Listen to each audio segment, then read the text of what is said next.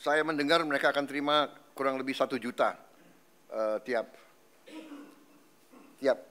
pekerja, demikian. Tapi saya menghimbau pengusaha swastanya, kalau bisa ya ditambahlah. Ini menghimbau, ya kan? Kalau menghimbau kan boleh, tidak ada paksaan kan?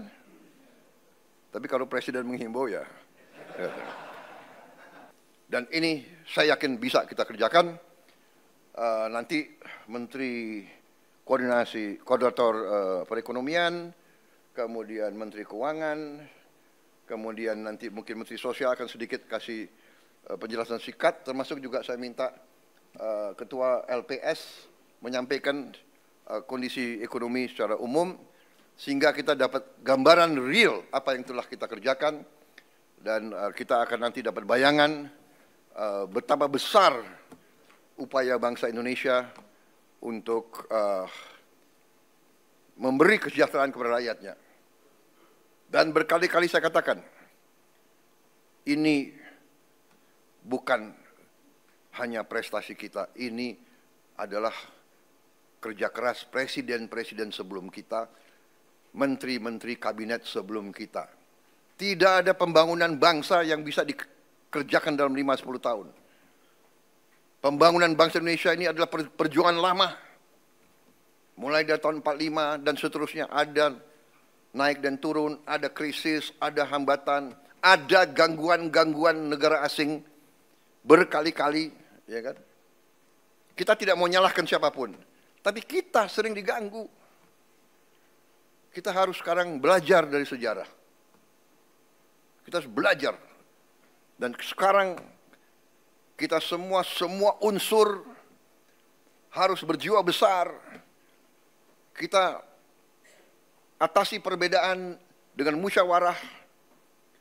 Kita terima kritik dengan besar hati, tapi kita jangan mau diadu domba. Kita harus bekerja dengan baik untuk rakyat kita. Saudara-saudara, kemudian salah satu juga keputusan besar kita adalah kita dalam waktu dekat akan membentuk 75.000 sampai 80.000 koperasi desa. Ada yang berbasis pertanian, ada yang berbasis nelayan, dan ada yang berbasis lain. Tapi intinya adalah kita ingin ekonomi desa, ekonomi rakyat yang paling bawah bergerak dengan cepat, memobilisasi kekuatan yang kita punya untuk menggerakkan seluruh ekonomi, dan ini akan ada suatu dampak yang sangat besar, keyakinan kami. Saudara-saudara, juga kita juga berhasil bekerja sama dengan swasta, sehingga THR bagi pekerja swasta, BUMN dan BUMD bisa diberikan paling lambat 7 hari sebelum Hari Raya Idul Fitri. Tahun ini pemerintah juga menaruh perhatian khusus kepada para pengemudi dan kurir online yang untuk pertama kalinya akan menerima bonus Hari Raya. Ini karena kerjasama juga dengan pengusaha swasta. Saya mendengar mereka akan terima kurang lebih 1 juta tiap pekerja, demikian. Tapi saya menghimbau pengusaha swastanya, kalau bisa ya ditambahlah. Ini menghimbau, ya kan?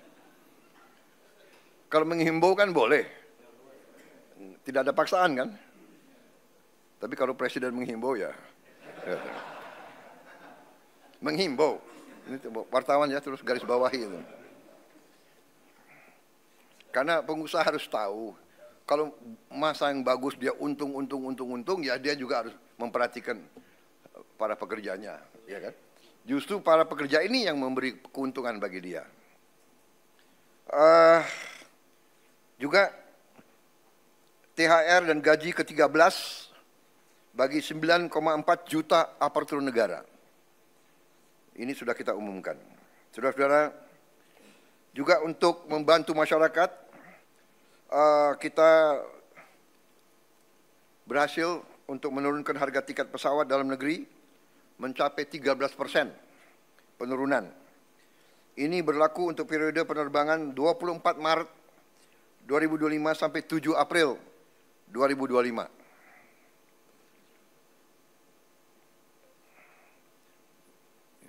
Nanti Presiden juga akan menghimbau, kalau bisa ditambah, tapi menghimbau. Enggak, ini sudah luar biasa. Kemudian penurunan tarif jalan tol sebesar 20% di berbagai ruas jalur mudik selama 2 minggu. Juga diskon 25% penurunan harga untuk tiket kereta api sesuai tanggal yang ditentukan. Juga saya ucapkan terima kasih beberapa kementerian lembaga mengeluarkan kebijakan untuk membantu mengurangi beban masyarakat dengan memberi bantuan mudik gratis, hingga juga ada diskon mencapai 50% untuk provider seluler dari Kementerian Komdigi.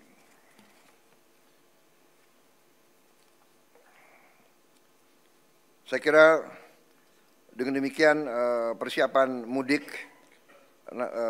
saya harap benar-benar disiapkan dengan baik. Kemudian alur lalu lintas dijamin harus berjalan lancar melalui jalur darat, kereta api, udara, dan laut. Tentunya Menteri Perhubungan yang akan leading dalam pengendalian dan koordinasi hal ini semua. Menteri Perdagangan memantau terus ketersediaan bahan pangan dan harga bahan pokok. Juga kita antisipasi bahwa di sektor pariwisata ini juga akan meningkat dan perlu antisipasi dari Menteri Pariwisata hal-hal yang harus disiapkan. Tentunya segi keamanan Polri, TNI, BIN, Kemenhub, BUMN, dan kementerian lain ikut semuanya membantu untuk memantau keamanan. Di bidang industri dan tenaga kerja juga berjalan baik. Saya juga minta pelayanan publik, terutama semua rumah sakit harus siap, semua fasilitas kesehatan, juga sektor perbankan disiapkan dengan baik.